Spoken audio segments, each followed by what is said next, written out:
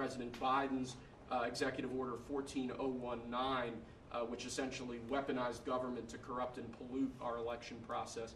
There's a lot in here, but we believe that these are very important steps that we need to be taking as an administration at your direction to ensure that our elections are as secure as they possibly can be. Okay, you all understand that? Yes.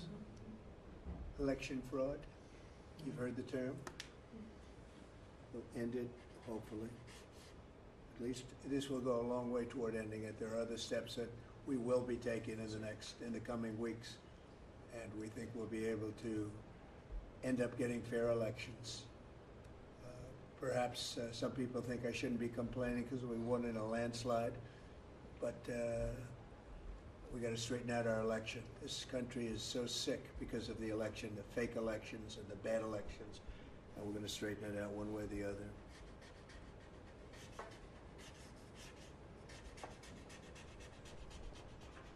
And it's an honor to sign this one.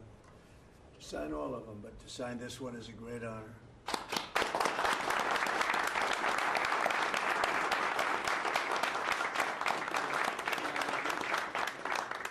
Thank you very much. Sorry, sir. So we're going to go around the room a little bit quickly, and we're going to introduce these very outstanding people. They've had, in all cases, outstanding careers. They're very incredible people that are going along as rapidly as the system can go along. We're ahead of, I guess, anybody else thus far. So I want to thank John Thune. He's done a very good job, and the whole Senate. We're being delayed as much as possible by Democrats, but that's standard. It gets to be just standard.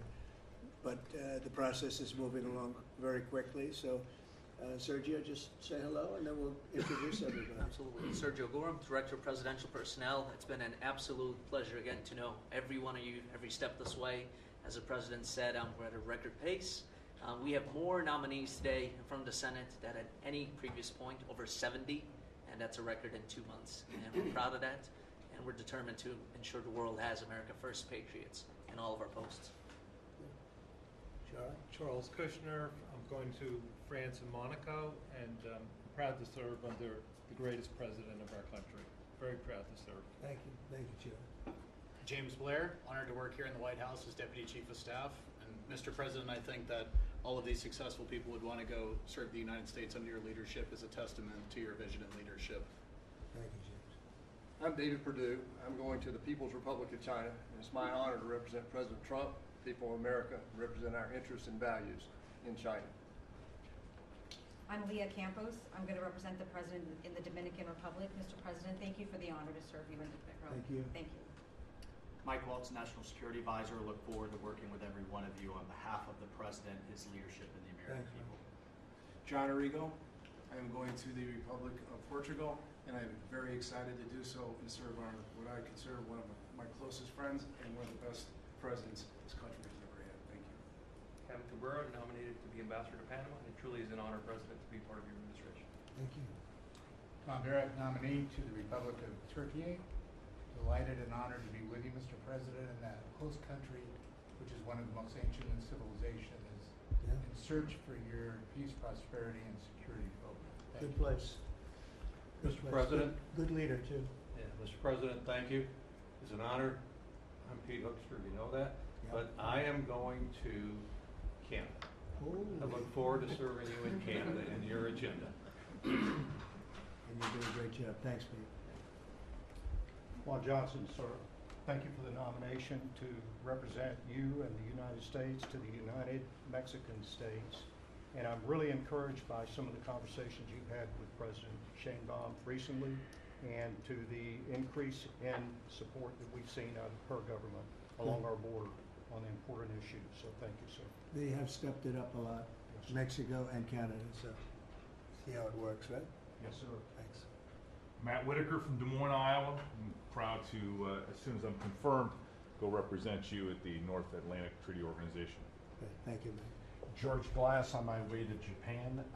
Previous administration, I served for you in Portugal. It is a great honor to be able to do this a second time. Thank you very much for the opportunity. Thank you, George. President Trump, my name is Ken Howry. I'm your nominee to be ambassador to the Kingdom of Denmark. a very close partner and ally. I served for you last time for the Kingdom of Sweden. I want to thank you for the faith you've placed in me as your nominee to Denmark. Thank you. Thank you very much. President Trump, thank you for the honor of a lifetime. My name is Stacy Feinberg, and hopefully I'll have the honor of serving in Luxembourg. And I think this is the greatest presidency and the greatest time in history, and it's all because of you. Thank you very much. Nicole McGraw, nominated to serve in Croatia, and it's such an honor to be here with you today and to serve you and the American people. Thank you. Thank you very much. President Trump, thank you very much for your nomination to the Republic of Chile. And let me tell you, Border Patrol agents are so thankful for everything that you've done for them. But That man knows more about the border than anybody, I want to tell you. Thank you. President, it's a great honor. Thank you very Thanks. much. Good Good luck. afternoon, Mr. President. Brian Birch. If I'm confirmed, I'll be representing you at the Holy See. And Catholics are very proud of your work. Your team is doing an excellent job, so thank you. Very honored to serve. Thank you very much. Mr. President, thank you again for the honor, the greatest privilege. My name is Summers Farkas. I will serve this great man at the Republic of Malta. Thank you, sir. Thank you, Mr. President. Joe Popolo from Dallas, Texas. Very proud to serve you at the Kingdom of the Netherlands, the very first country to recognize the United States 250 years ago. Thank you. Thank you. Mr. President, if I'm confirmed, I will be representing you in the state of Israel. It will be an extraordinary honor, and you've done more for Israel than any president in any time of its history, and we are grateful. And I'm hoping I'll get to be there by Passover. Thank you, Mike. And Mike is an outstanding guy. They all are. Mike, I think, is going to do wonders for Israel. He actually probably gets along with both sides, and that'll be interesting to see. But the world is watching you, Mike, so good luck. Thank you, Mr. President. Good luck. You're going to do well. Thank you very much. Mr. President, thank you for this great honor to serve the Republic of Italy and San Marino. I'm so looking forward to going over there and working with that great ally, and for the pleasure to serve you. Your staff has been great working with us and have done a great job, and we really appreciate them. Thank you, sir, for pushing this along. Have a good time. A really good time. I'm Warren Stevens from Little Rock, Arkansas, and I have the honor to represent the President and the United States in Great Britain and Northern Ireland, and to be chosen to go to such an important ally of ours is, I know, sir, and I'm looking forward to it, but thank you for the honor. You're going to do fantastically. These are tremendously successful people, and you two guys, and then you add on Mike. I think they have a little more money than Mike, but he's got some other advantages. He's got some other, like upstairs, he's got some big advantages. Yeah, he does. It's very exciting. It's really exciting to have all of you. Would you have any questions, media, for the people that you just saw? So outstanding, and I thought it would be nice to bring them before you. And so if you have any questions, please. I wanted to ask you about the talks in Saudi Arabia. It sounds like you made some progress on a Black Sea ceasefire. Yeah. Could you update us on that? What happens now? So we've made a lot of progress on two fronts, on both sections that we call them sections, but they're much more than that. Russia, Ukraine, and also the Middle East. And we'll see what happens. We're in deep discussions with Russia and Ukraine. And I would say it's going well, but it's a situation we should have never had to even think about. Should have never happened. And on the Middle East, that's been going on for a lot of years, centuries and centuries. It just keeps going, and we are making a lot of progress. So that's all I can report. But some very, very big talks are going, and detailed talks are going on right now on both fronts. Mr. President, you said that your national security advisor learned a lesson after a Wait reporter. a minute, excuse me, I didn't pick you. Go ahead, please. Mr. President, the ceasefire agreement that was broken today allows for third-party countries to help implement the agreement. What does that look like, and who's going to be involved? The ceasefire agreement? Yes, the maritime ceasefire agreement between Russia and Ukraine. Well, they're going to get together. Look, they agreed to something, and it got broken. There's tremendous animosity. There's a lot of hatred, as you can probably tell, and it allows for people to get together, mediate it, arbitrate it, and see if we can get it stopped, and I think it will. that'll get stopped. What countries are you looking to work with, sir, to help implement and monitor that ceasefire? We have other countries involved, and they're involved very strongly in the process, and that'll be resolved. That's actually, as bad as it is, that's the least of the problems. So we'll get that resolved, and we are being aided by other countries too. Yes, please. Please, Brian. Tomorrow, the subcommittee on DOGE is going to review funding for NPR and PBS. Now, every Republican president has always promised to take away this money that's going to these two public news outlets. If they're successful, I know Senator Kennedy has backed it, Marjorie Taylor Greene in Congress has backed it. Would you be interested in defunding and taking away taxpayer dollars to NPR and PBS? Well, I would love to do that. I think it's very unfair. It's been very biased, the whole group. I mean, a whole group of them. And frankly, there's plenty look at all the media you have right now. There's plenty of coverage. I was from a different age, and they spend more money than any other network of its type ever conceived. So the kind of money that's being wasted, and it's a very biased view, you know that better than anybody. And I'd be honored to see it end. We're well covered. Look at all the people that we have here today. We're well covered, and we don't need it, and it's a waste of money. Especially, I don't even know what DOJ's recommendation is. I assume their recommendation is to close them up. Well, after they hear all the testimony, I think they're going to make a decision relatively sooner than later. Yeah. But we'll see what that turns out. I can't imagine that they wouldn't, because they have found so much waste, fraud, and abuse, hundreds of billions of dollars, and just waste, fraud, abuse. You heard yesterday some of the new things that were found. 22 billion just in environment, billion. You know, if you had 22 million, Warren, it would be nice, but 22 billion put into environmental accounts. One was 2 billion into one account, Stacey Abrams, where they had $100 in the account. And just before I came in, they put $2 billion. And you guys are looking, so you mean 2 million or maybe 200,000? No, $2 billion were put in the account. What do you think of that, Mike? Do you think that's a straight deal, 2 billion? Just write me the check, Mr. President. I'll take the money to Israel. It's it's a horrible thing, and we have so many of those things. So they've done an incredible job, and the country wants to hear it. I think DOGE is actually very popular because of what's happening. They're hearing about all of these scams and for big money, tremendous amount. And when you add it up, just hundreds of billions of dollars being wasted, and much of it's fraud. You know, we talk about waste. And it is waste and abuse, but a lot of it's fraud Can I too. follow up on something? Yeah, go ahead, Brian. I just want to follow up on that. If Planned Parenthood is defunded, would you look into the harvesting of baby organs that they've done throughout the years and maybe go after some criminal prosecution on that? Well, I think you're talking about a subject that is a heated subject, and we'll look into it. We're going to look into everything, but that's certainly a subject that's been debated for a long time, and we will look into it, yeah. Mr. President, some senators have expressed hope that the White House will support a rescission package to codify some of the DOGE cuts into law. Where does the White House stand on that? And are you making progress? The which on that? package? A rescission package to codify some of the DOGE cuts into law. You know what? It would be great. I think we're going to do that. I think they're going to do it. I think we're also going to be codifying a lot of the executive orders that we've done, which have been very popular. And we're looking at one, I will tell you right now, that I think perhaps will be controversial, but not with the people, and that's sanctuary cities. We're going to end sanctuary cities for some of these jurisdictions that aren't cooperating with law enforcement. They're guarding criminals. They're taking the rights away from the citizens of their state and their city. And we're going to be ending sanctuary cities if we find it necessary to do in certain major areas. And we may just end the entire thing altogether, because it's just a way of protecting criminals, and nobody else is benefited by that. And for some reason, Democrats want to keep and they want to shield criminals from being sent back to their countries or being sent to prison.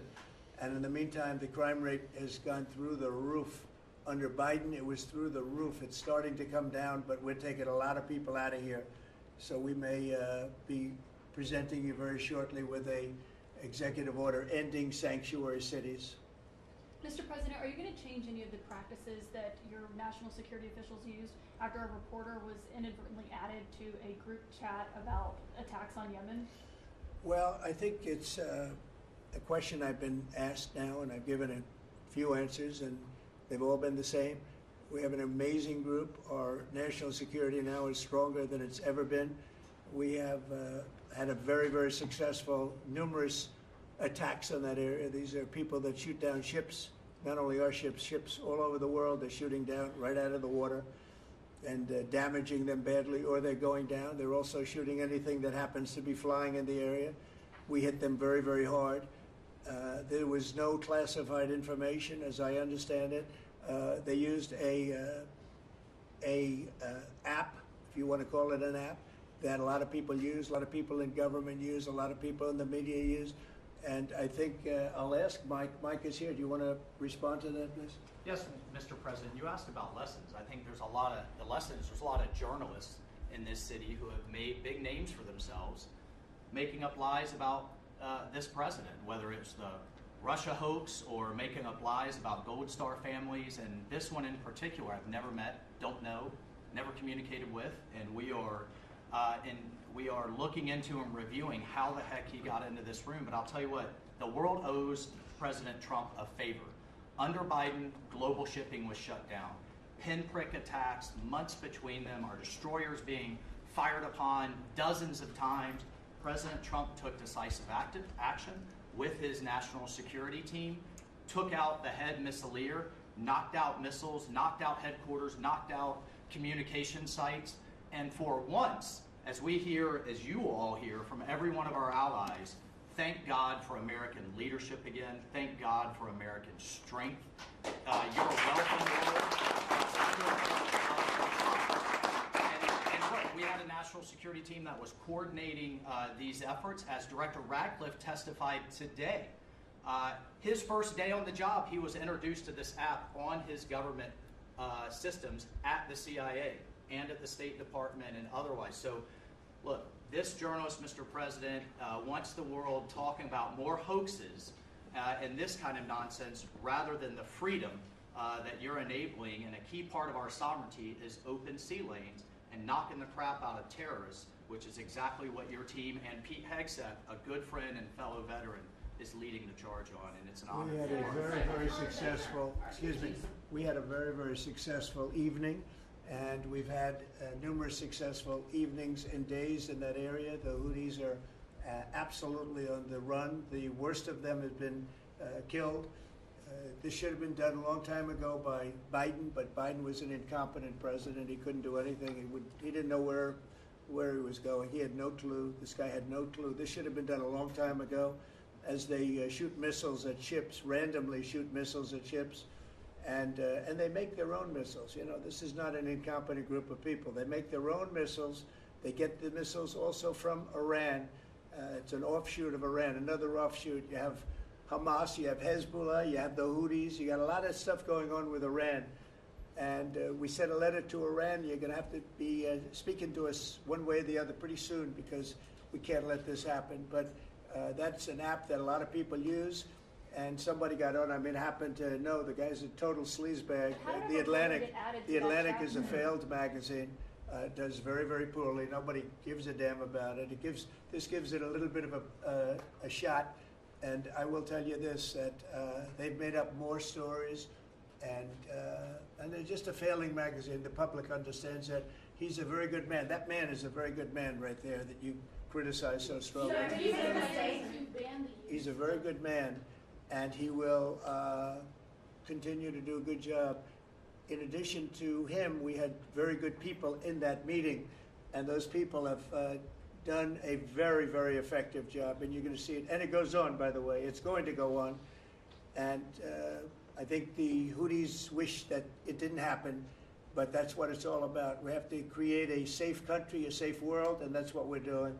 Do you worry that national security was put at risk, Mr. President? Of senior officials using signal. Do I plan to ban who? The use of signal to communicate from senior officials. Well, I don't know I don't know anything about Signal. I wasn't involved in this, but I just heard about it. And I hear it's used by a lot of groups. It's used by the media a lot. It's used by a lot of the military, and I think successfully. But sometimes somebody can get onto those things. That's one of the prices you pay when you're not sitting in the situation room with no phones on, which is always the best, frankly. But you know, the best is to be there. In fact, oftentimes I've been in fact, just last week I was in the situation room on something very important, and we had a couple of people hooked up by line, and I said, cancel the line. Sorry, fellas, what you do is we'll tell you all about the meeting, because I know people do get on those lines, whether it's Signal or anything else. Yeah. So are you going to change any procedures as a result of this? Well, I mean, look, we look at everything, and you know they've made a big deal out of this because we've had 2 perfect months. We are bringing in business. We have another one announced tomorrow, a big one, very big. Like in the history of our country, nobody's ever seen anything like it. And I think probably a lot of people are saying they started by saying it was the greatest first month that a president has ever had, and I think that's true. And now they say it's the best second month, and they had to find something. And this certainly will look at this, but the main thing was nothing happened. The attack was totally successful. It was, I guess, from what I understand, took place during, and it wasn't classified information. So this was not classified. Now, if it's classified information, it's probably a little bit different. But I always say you have to learn from every experience. I think it was very unfair the way they attacked Michael. He's a good person. The person that was on just happens to be a sleazebag, so maybe that's just coincidence. I don't know. But you are Mr. going to President, conduct would an it be a investigation. problem if Mr. the President. Atlantic released all the text messages if they're not classified? Well, I don't know. I'd have to ask the military about that, because you know maybe you wouldn't want that. I don't know. I will say this: that from what I heard, the man that we're talking about, who's not somebody that I don't think most people have ever heard of, he left. He found it very boring, and he left early. He got off the line very early, so I can't speak to it other than that. So he's made up a lot of stories, and you know I think he's basically bad for the country. But it's a failing venture, very failing venture. They're very upset, and a thing like this is publicity for them. But I don't think we should allow people that are very good, like that man sitting right at the end of the table, who's done a great job. We shouldn't allow them to be hurt by it. Mr. President, can I follow up on that? Yeah, go ahead. Are you saying you're okay with the continued use of Signal by administration officials? No, that's not what I said. I said we'll look into it, but everybody else seems to be using it. It seems to be the #1 used device or app, whatever you want to call it, and we will certainly look. If it was up to me, everybody would be sitting in a room together. The room would have solid lead walls and a lead ceiling and a lead floor, but you know, life doesn't always let you do that. In the meantime, the attack itself that we were talking about and discussing has been an unbelievable success. But you will conduct an investigation, is what you're saying into this. We'll look into it, sure. Who's gonna I would lead that look into it, investigation? sure. I want to look Is that into the FBI or who's anything looking like at that. I would ask them. It's not really an FBI thing. It's really something having to do with security. Security, like will somebody be able to break in? Are people able to break into conversations? And if that's true, we're going to have to find some other form of device. And I think that's something that we may have to do. Some people like Signal very much. Other people probably don't. But we'll look into it. I think, Michael, I've asked you to immediately study that and find out.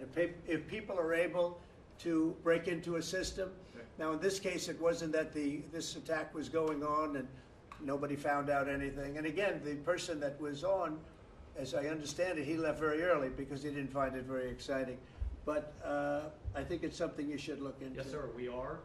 We have our technical experts looking at it. We have our legal teams looking at it. And of course, we're going to keep everything as secure as possible. No one in your national security team would ever put anyone in danger. And as you've said, and we've repeatedly said, the attack was phenomenal and it's ongoing. But the media wants to talk about everything else except for the hostages you're getting out of the Middle East, Iran on its back foot, sea lanes getting reopened, peace in Europe. As we just saw today with a Black Sea ceasefire, we were just on with Steve Witkoff, myself, our team in Saudi Arabia. They want to talk about all this other stuff except for your amazing successes and the successes of your team. Mr. on the black things, signal. and sometimes you have to move very quickly, and the devices that are very good, but they are very, very cumbersome, and you're not able to use them, and from a practical standpoint. So all we can do is find out the best we have with modern technology. They'll probably get better over the years. Yeah, go ahead. Sir, on the Black Sea, so the Kremlin has said that there are several conditions that would need to be met for this agreement to happen. This includes sanction relief for banks and some companies. Did the U.S. agree to all of those conditions that they laid out? They will be looking at them, and we're thinking about all of them right now. There are about 5 or 6 conditions. We're looking at all of them. The White House has said that it's looking into how a journalist got added to that signal chat. Is it possible that there could be a firing of even a lower mid-level official once that person is identified? About what? About the signal chat that we've been discussing. We've pretty much looked into it. It's pretty simple, to be honest. It's not. It's just something that can happen. It can happen. You can even prepare for it. It can happen. Sometimes people are hooked in, and you don't know they're hooked in. They're hooked into your line, and they don't even mean bad by it. But it's not a perfect technology. There is no perfect technology. The really good ones are very cumbersome, very hard to access. And I think we're going to look at.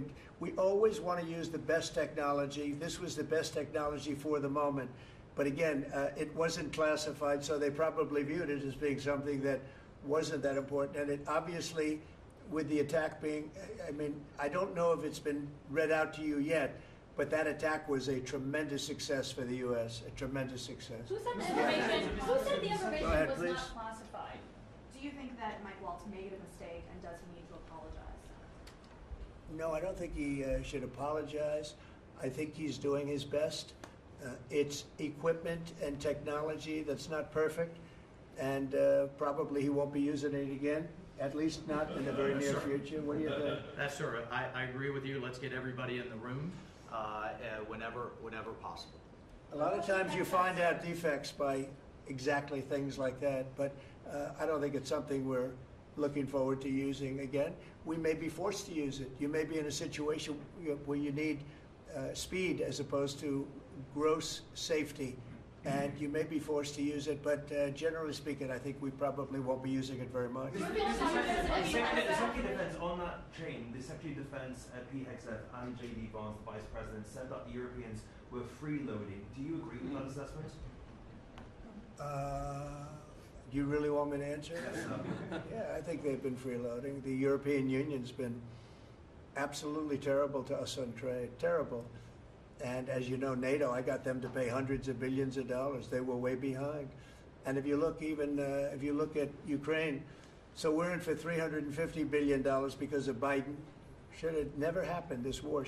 All these dead people should not be dead. All these broken cities that are demolished down to the ground, those gorgeous towers, the most beautiful in the world, the most beautiful spires in the world. The spires in Ukraine were said to be the most beautiful of all. Just about every one of them is lying on its side in a million pieces. It's so sad to see what's happened to a heritage. No, I think that when they say the European Union and you could say NATO also. Look, NATO, and I don't blame NATO for this. I don't blame Europe for this. I blame Biden for the fact that he didn't make them equalize. And to this day, I said to him, you got to catch up, you got to equalize. But why are they in for $100 billion and we're in for possibly $350 billion? It shouldn't be. It shouldn't be. And you could say more important for them because we have an ocean in between. So, you know, it's one of those things. You'll be seeing Liberation Day. I call it Liberation Day in America. You're going to be seeing it on April 2nd. Didn't want to do it on April 1st for the obvious reason, April 2nd. But you'll be seeing tariffs. And I think I've been very fair. I have them set, but I think I've been very fair to countries that have really abused us economically for many, many decades. Mr. President, who told you that information was not classified? Another question? Which of your national Please, security go ahead. advisors Just told you? following up on your comments on the economy, there is reporting that consumer confidence fell for the 4th straight month. What is your message to Americans who are concerned Well, about I know terrorism? this, that for the first time in like 50 years, right track, wrong track. We're on the right track. And I think people see that. And if you look at prices, prices are way down. You know, when I first came here, the first time I met with you people officially, they were screaming at me about eggs. I said, I've been here for a week and I'm being yelled at about eggs. Egg prices have come down 45–50% in the last week and a half. And our Secretary of Agriculture has done a great job, as you know, Brooke. She's done a fantastic job, and others working with her have done a great job. But we brought eggs down at a level that nobody thought we could get at. I inherited that situation, and I inherited a grocery situation. The groceries went way up, an old-fashioned word, but it's a very descriptive word. Groceries have gone through the roof, and I used to campaign on it. I used to say we're going to get groceries down, and we have got it down. I watched a certain newscast over the weekend, and a congressman, Democrat congressman, said, well, Trump's done a lot, I agree. He's been great on the border, he's been great on the military, but you know, he hasn't brought prices down. That's false. Gasoline's way down. Eggs are way down. Groceries are down, very substantially, but down. Almost everything's down. Now, I'd like to see interest rates come down a little bit, and you're going to see billions of dollars, even trillions of dollars coming into our country very soon in the form of tariffs, because we were abused by presidents, and frankly, in all fairness, it wasn't their expertise, but they had no idea what they were doing. Mr. President, you say tariffs will create more jobs here in America. Oh, so yeah, sure, it's which going to states- agree. which It'll states be, it'll create a lot of money and more jobs, but if you look, so in the last, these gentlemen would know about it, and ladies, because some of the ladies are great businessmen in this room that are becoming ambassadors, great, really great, top of the line. When you look at the number of companies that have said, like we're close to, I would say close to $4 trillion. We never had numbers like that. The #1 chip maker in the world from Taiwan coming in with $200 billion. We have Apple. Look at Apple. $500 billion. $500 billion. They're going to build plants all over the United States. They were all being built in China. You have many, many companies, and maybe above all, you have the car companies coming in at levels that nobody's ever seen before. We have Honda is opening up one of the biggest plants in the world in Indiana, and many car companies are coming in. We have AI. We're leading China by a lot in AI, and we're going to keep it that way because we've made it very good for them, and we're going to protect them once they're here. We'll protect them through taxes, through incentives, and also through tariffs. Thank you very much, everybody. Thank you very much. Thank you.